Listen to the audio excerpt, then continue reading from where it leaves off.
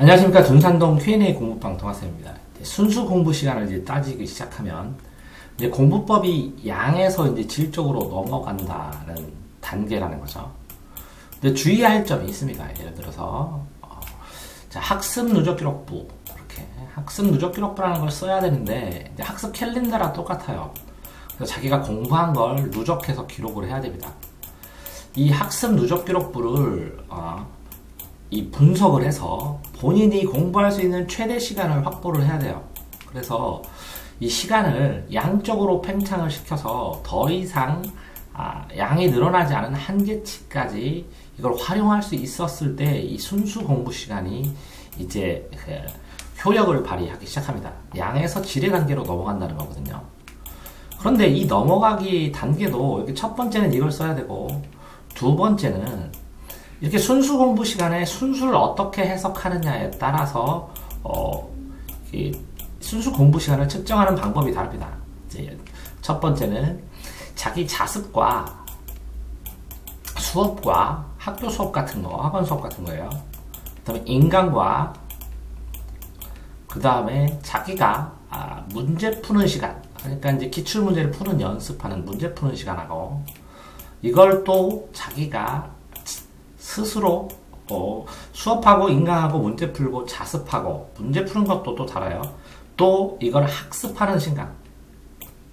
근데 이제 이 자습 시간하고 학습 시간은 같으니까 그러면 자습은 빼고 수업, 인강, 문제, 학습, 그 다음에 과제하는 시간, 이걸 다 구분해서 써줘야 되는 방법도 있고, 이거 자체에 순수하게 공부하는 시간, 그러니까 공부하다가 아이들하고 대화하든지 화장실 가든지 이런 걸 빼놓고 순수하게 이거 전체를 했을 때 학습 시간만, 그렇죠? 학습 외의 것들을 빼고 학습 시간을 모으는 게 A타입이고, B타입은 이렇게 수업, 인강, 문제, 학습, 과제를 전부 다 구분을 해서 그래서 나누어서 순수하게 실제적으로 이 학습한 시간이 얼마나 되느냐.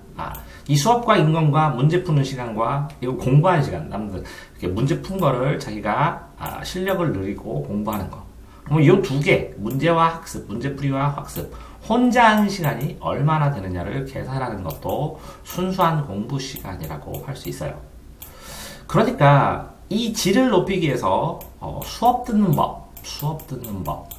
자, 여기다가 유튜브에 동아쌤 차시면 동아쌤 홈에다가, 아니면 유튜브에다가 동아쌤 학습 누적 기록부, 동아쌤 수업 듣는 법, 동아쌤 인강 듣는 법, 수업의 가치, 인강 듣는 법, 그걸 꼭 찾아보시기 바랍니다. 그래서 인강 듣는 법 9가지 조언으로 인간의 순수 공부 시간을 늘리고, 인강의 수업을 했을 때 수업의 가치를 늘려야 되니까 수업의 가치로 순수 공부 시간에 도움이 될 수 있게 해주고, 이게 문제는, 요 문제 푸는 거는 시험 공부예요. 시험 공부.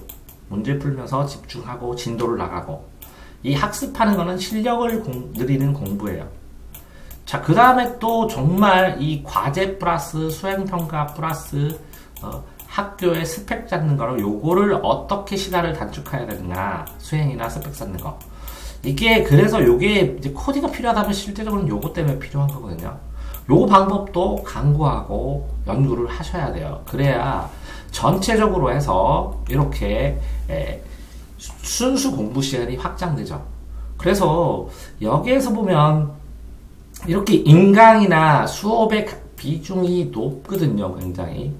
여기에서 순수 공부 시간을, 순수 공부하는 마인드, 순수 공부, 그러니까 수업과 인강을 들으면서 내가 공부를 하고 있다, 이게 구경하고 있고 수동적이 아닌 능동적인 순수한 공부, 내가 공부를 하고 있다는 느낌을 얼마나 받느냐에 따라서 이 시간의 활용성이 다른 것이고요. 실제로 순수 공부 시간은 이 두 가지라고 볼 수 있어요. 그러니까 이것만 해서는 늘지 않으니까. 그러니까 실제적으로 성적이 오르고 실력이 발전하는 것은 2단계에서 발전하는 것이고, 그럴 때 가장 문제가 되는 것이 이 시간, 과제, 수행평가, 스펙을 어떻게 처리해서 어떻게 효율적으로 빨리 처리하느냐의 문제거든요.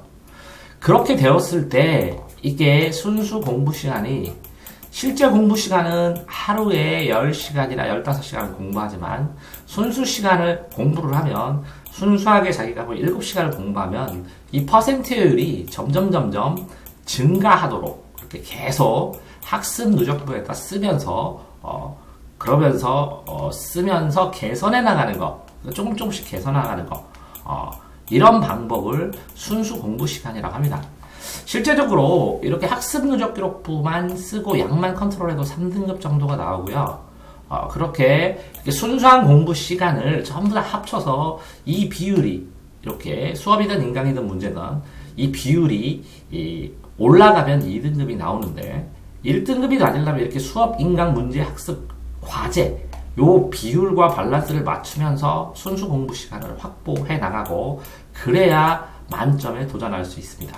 자, 그러니까 인강을 듣지 않고 라는 뜻도 아니고 혼자 자습하는 시간은 맞는데 혼자 자습 시간이 주일 뿐이지 이 전체는 아닙니다. 그래서 순수 공부 시간은 뭐냐?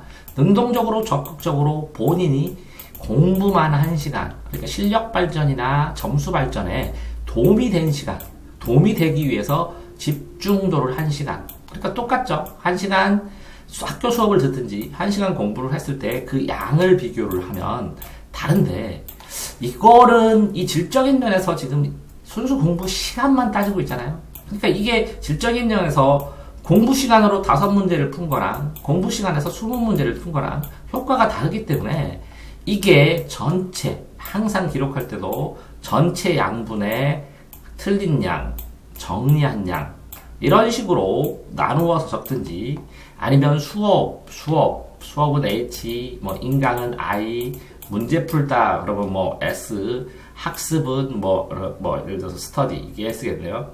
문제 풀다 그러면 뭐 M 이런 식으로 기호, 과제를 했을 때는 뭐 샵으로 하든지 본인의 특징으로 해서 누적 기록부에다가 더 분산해서 통계내고 개선하기 위해서 이걸 하는 것이고 개선하기 위해서 순수 공부 시간을 따지는 것이니까 개선하기 위해서는 이렇게 분수 형태로 전체 문제 이게 시간당 효율 시간별로 따지는 게 아니라 시간당 몇 개를 했냐. 근데 이 시간은 학습 누적부에 비해서 한 칸이 되거든요.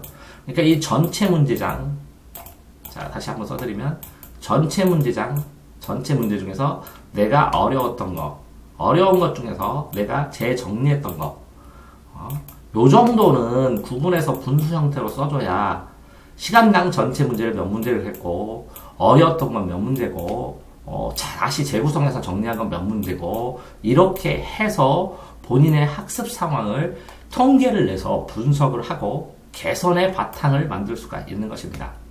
둔산동 동아쌤입니다.